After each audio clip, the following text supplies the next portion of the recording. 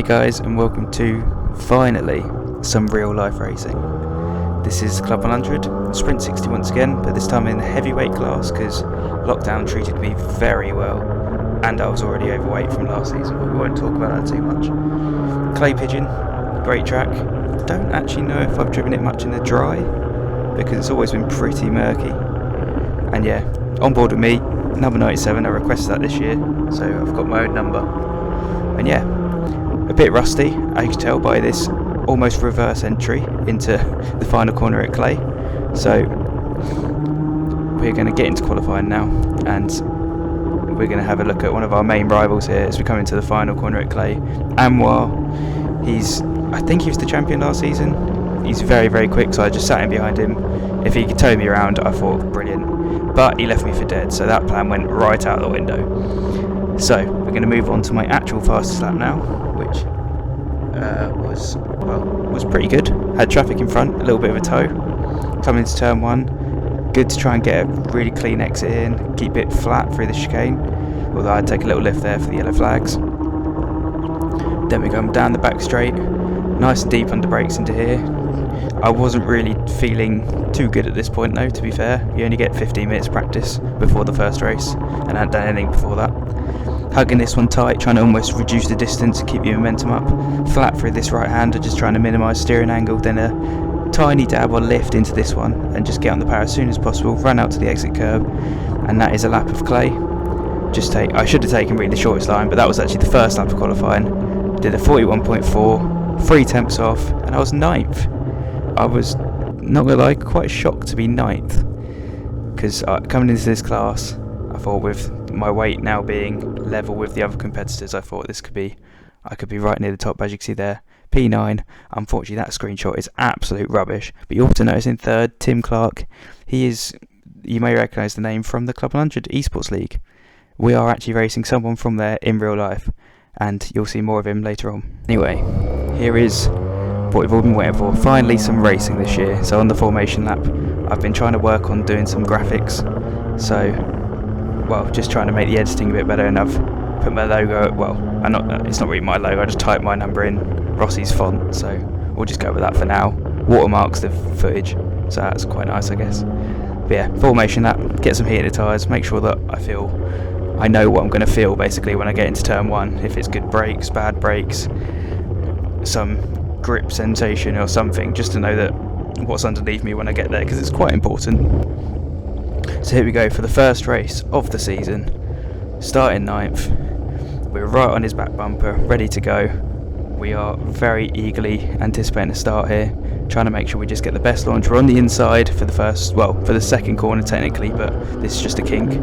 So we're going to hug the inside now. We're underway, 30 minutes to go, and we're just going to try and follow this man through here, up the inside, and we're actually going to get caught onto his back wheel there. I had to jump on the brakes there to get off him. But yeah, that is not good at all.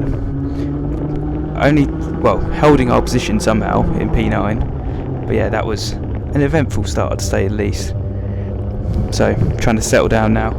You can see up front there's a lot of action going on, people all over the place. We're going to try and make the most of this move here by the guy in front and get a switch back on this driver up the inside into the final corner. We've got the inside, he's pinched us a little bit on the apex, but we've sort of ended up sliding, trying to hold a tighter line, but we've got the move done into P8. Let's go. Into turn one, not really comfortable under braking. You can sort of see I've run quite wide there, it's not good. Through the chicane, it's so important to be consistent for that chicane. You gain so much time just getting that right every time. Yeah, up into P8, you can see in front, no one's got away, so that's the main thing really. Looking out front again, people on the grass. It's just a bit of carnage really, but apparently there was a lot more carnage behind, which I didn't see, but yeah, there was a lot of rearranging stuff going on. So we're now eyeing up P7 here, trying to work our way through, trying to pick the best line, and we want to be obviously on the inside for turn one, so we've given him a nudge to hopefully give us a chance to follow through here. So we go up the inside, try and follow this guy through. Thankfully the guy in front gives us a nudge and we get 2 in 1. Lovely move there. I've gone a bit deep into the chicane, but have we held on? I'm not sure. We're in P6 at the moment, and we're holding it, defending on the way into here, just to cover our line. up into P6 from P9, and as you see Anwar there up front, you can just about pick out. As this guy was actually on pole. I spoke to him after the race, and he had not a very good kart. Apparently, it was so bad that eventually they pulled him in, which is not great. But say sometimes that happens. One day you'll get a bad kart. Unfortunately, he had a really shocking kart. He had had a nice kart. Oh god, okay, that was close. So we tried to go up the inside, then we actually had to back out of it, and I locked the brakes. It caused me to slow down a bit more than I wanted to, and really messy that was. Really made a meal of that. Probably my race rustiness coming through in full flow there. So we've dropped down to 7th. But yeah, that guy in front, he was on pole, and say it didn't go much better for him after that. I'm not sure he did in the next race, but he certainly wasn't enjoying himself today.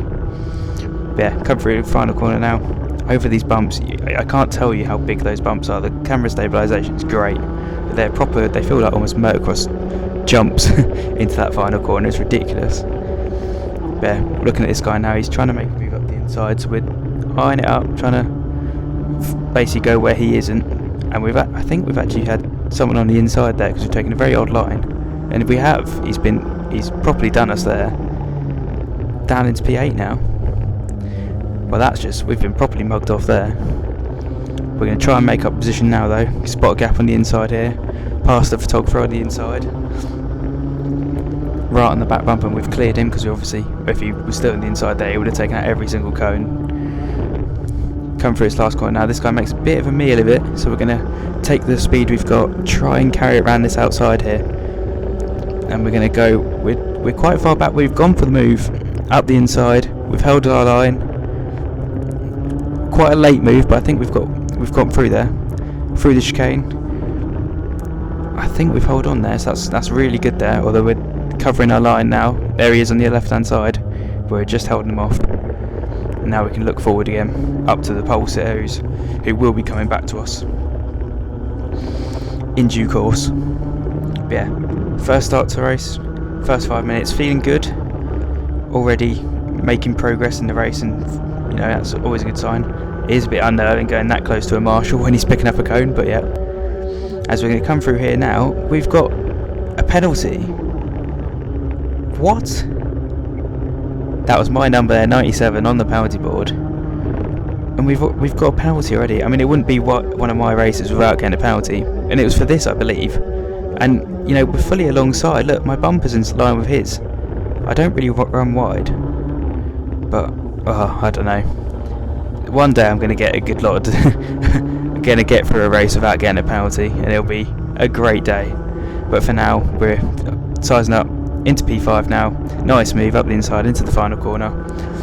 Carrying our momentum through, and just hopefully now setting our sights on the top 4. As you can see, we've got a bit of an air gap now, so you can see, I think, is Anwar gone already? I think Anwar's checked out at the front a bit.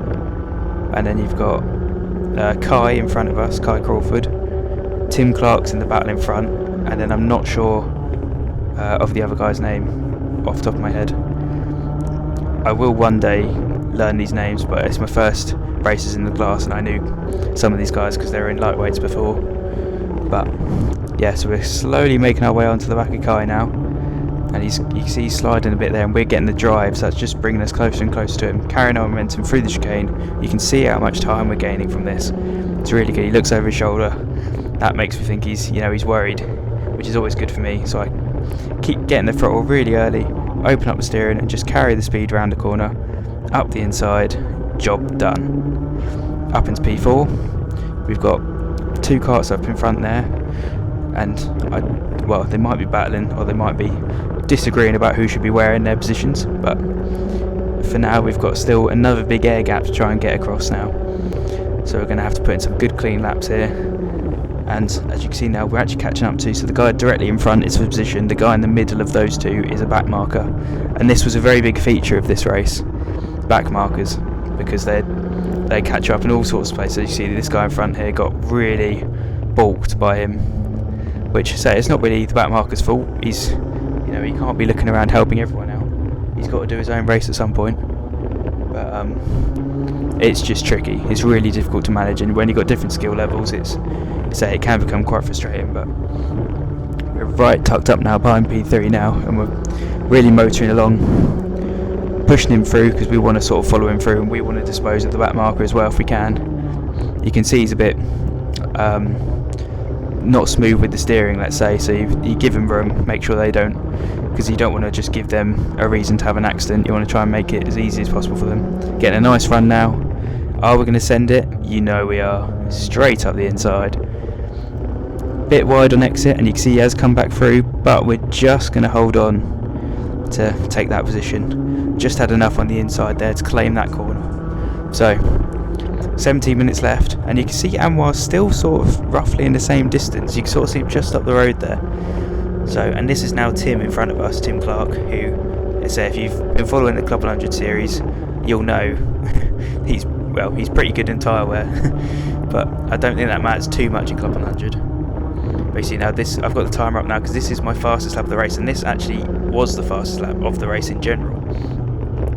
Really nice smooth lap, no one in front of me. Hooking up all my apexes, keeping up good minimum speed. So it shows really that the pace is there. We are doing good. Obviously we've come through now from 9th to 3rd, so it's really looking good for this race and really looking good for this season. Because I've not really done too much around Clay, so this is a great start for me. Now you can see we're going to come across the 9 now and actually do a lap faster than my qualifying time, which I think would have put me maybe in the top 3 positions for qualifying. So if only I could do that in the first 15 minutes, that'd be great. But yeah, coming through now. This is, say, once again, the story of the race is always the back marker, so thankfully he went quite wide there, so hopefully he saw us come in.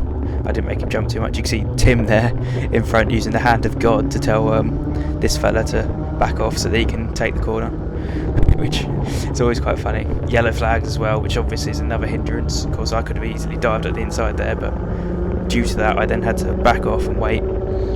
So it's now a bit of a sort of yo-yo between me and Tim, trying to get past his back mark. I'm going to try and clear this back mark as well, just to have it just Tim in front. I don't want to have loads of people in my way, sort of thing, blocking my sight and just hampering my progress, trying to catch him up. Catch this guy in the blue now. Once again, he's a little bit off the pace. You see Tim there's gone quite wide into that corner, really sort of wide line. I've caught so much on him there, maybe a good half second or something, and we're really catching up to him now. Got nice speed through here, and you can sort of see the momentum I've got as I'm just slowly drawing up towards the back of him. I was hoping I could use the slipstream here. It was quite a blustery day, just trying to get around it, but you can see I'm not really, we're pretty level for speed. If anything, you might even be putting away a tiny bit. So we're just going to have to figure this out some other way, try and work out where to send it somehow. But he takes not quite a perfect line through here, a little bit wide on the first corner. We're going to pull alongside now, we're a kart length back. We're going to go for it, obviously. I mean, what else are you meant to do? But he does the old switcheroo, as Crofty would say, and I don't quite have anything up the inside there to try and send it back on him, unfortunately. But yeah, really good to race Tim, actually. Nice to meet someone from virtual world in real life and actually carry over the same racecraft, really. Pull alongside now, and you can see the problem with Clay as well, trying to get up the inside of that first corner, it's a shorter run, obviously, if you stay on the left hand side, which then becomes the outside. So it's really, really tricky to try and actually get that move down to turn 1 unless you've got a big overspeed. And you can see there I've just mucked up the chicane. Sort of the same way Tim went a little bit wide, I've now done the same thing, and it cost me the same, really. You can see, fast forwarding now, you can see that it was pretty, you know, we're just matching each other. Our pace very, very similar. If anything, he's creeping away very slightly indeed, but as you can see, more back markers coming up, so more opportunities for good or bad depending on how you look at it. But we followed him through there nicely, taking a nice, more efficient line there, carrying the speed, and we're just sort of waiting to see what Tim does, and then hopefully pouncing on whatever he does or doesn't do. Because like here I'm sort of thinking, do I send out the inside, chuck up the inside? No, it's not really worth it. It won't really work in the long run, so I'm just working out a way, mainly thinking about having to get the back past the back markers, but actually here taking a wide line and then just using the space that is opened up by Tim to drive into and just keep right on his back bumper. Tim doesn't really look behind at all, so he probably had no idea I was this close to him for so long. But yeah, and then there was moments like this which were also so frustrating when he just snapped past that back marker, and I could couldn't quite follow him through there. And I was not close enough here either to go for a lunge. So I'm sat behind him. I'm trying to get a nice run. He's going a bit wide. I just nudged him there, and I'm then trying to switch to the other side. And I nudge him again. Those little moments there cost you so much. You can see Tim now getting further and further away in the distance. Thankfully, the back marker sees me here when I dive up the inside, because he could have easily not seen me and caused me to have to back off some more. But yeah, you can see there we've lost a good, I don't know, maybe a second there. And you see Tim having another fight with a back marker. See, you didn't quite see him either, and they're sort of rubbing bumpers. It's so tricky to try and make clean overtakes and sort everyone out. Yellow flags again. Those tyres were victims of many kart abuses. But yeah, get a nice run there. Don't lose too much time to him. Up on the inside under braking. He does like to squeeze us though. Fair play to him. He's up for a race. But yeah, going around to the left now, and yeah, so following Tim out last corner, you can see he goes for the other side, and he actually gets shoved onto the grass there by the back marker who had good intentions, but nearly takes Tim out there, and that would have been disaster if he'd gone round there on the grass, because it can happen, especially you see how much the car jumped there off the grass. Gonna have a quick look at that. So you see how I've zoomed in here, and you see the guy's pointing left, and Tim's just dummied him, gone right, full send, kept it footed, flat on the grass. Look at that. It did make me laugh when I was following it, going, oh my god. as the guy points left and Tim goes right, but just one of those things, it just happens. Once again here, we're just caught up. Tim's played that really well and got snuck around the outside of that back marker, and I've just got nowhere to go. I have to wait all this time. Look how much time I've lost to Tim now. It's a proper nightmare trying to get around back markers. It really is. But say people will say like, oh, maybe you should use blue flags and things like that, but if you're a marshal trying to follow this race, or even trying to give the call outs to who's first, second, third or fourth, to say right, blue flag this guy, blue flag that, you'll never be able to keep up. So you'll then make it cause more problems, I think, if you then start throwing blue flags into the mix. So it is the way it is. Just got to deal with it the best you can, really. It's all part of the way it goes. But yeah, we've managed to claw our way back up to Tim quite quickly, actually. Actually, this guy here recovering from a spin. Me and Tim just neatly passing around the outside. And say Tim hasn't looked back really at all, so he probably doesn't know I'm right on his back bumper. We're going to get a nice run here again, and you can see I'm right in the slipstream, and I'm just not gaining. So he's got a little bit of legs on me. I think I've got a little bit better acceleration, but he's just got the legs on me. It's the little bit of to and fro with the karts. They're never going to be exactly the same, but usually they have an advantage and a disadvantage. And you can see I just don't quite have the top speed, but sometimes under acceleration I feel I've got much better momentum. But look at the train of back markers coming up now. That is just ready for disaster. And here we go. So Tim's going around the outside here of this guy, and he doesn't give way, and actually nudges Tim wide. We're going to take this opportunity up the inside of Tim, and we're going to sneak in the gap between Tim and the back marker and make our way into second with 2 minutes to go. Is that the move that's going to get me onto the second spot on the podium before penalties? Because that was very cheeky. But yeah, coming to this corner now, so we're now under attack basically from Tim. I don't know what he's going to do. I haven't had him behind me yet, so I don't know really if he's going to send it straight away or what, but I just want to try and get someone in between us. So I'm looking at this guy thinking, can we go up the inside? No, not quite, but we're just a bit too late on the race, and we've tagged him round. Oh dear. And that is how long my second place lasted. And yeah, it was clumsy from my side. I just didn't quite manage to pull up in time. I went for the move and then thought, nope, I can't do it. And as I was backing off, I couldn't back off enough, and I locked the rear wheels and just caught his back bumper there. But yeah, I was fuming with myself after that, and I actually had someone directly behind me at this point, which I did not realise one bit, which was quite crazy to me. But yeah, so we're going to make it round past the chicane again. And yeah, my second place lasted for about 30 seconds, and here we go. So you can see I'm just at this no man's land now, and I've locked my brakes. You see I'm sliding in here, and I just hook his rear bumper, pitch him round. I'm very sorry to that guy, whoever that was. And you can see just in front there, that's actually JV, who's the basically runs the whole Club 100 scene. And I thought, when I saw him looking at me nudge around that back marker, I thought, oh for God's sake, I'm going to get banned for life at this rate. No, my penalty luck. But thankfully he was only planning on giving me a warning, so I almost accepted the penalty for that in my head, but I'll take a warning for that. But to me, that I take that penalty as a penalty more than I take the wherever I got the penalty earlier in the race, so it's fair, I guess, in the end. But yeah, final lap now. So yeah, I didn't actually realise I had someone right behind me. Like, it was my parents said it was a photo finish almost for the run to the line, but you won't see him on here because I didn't even see him either, to be fair. But I take a sort of defensive line. I don't really know what's going on behind me, and I wouldn't want to find out that someone was right behind me as I got there. Take the shortest run to the line, and yeah, I'm finished. P3 on track. Yeah, I think the gap was 0.0 something. It was that close. But yeah, P3 on track. Great job by Tim. Say it was a really good battle up until I completely messed it up.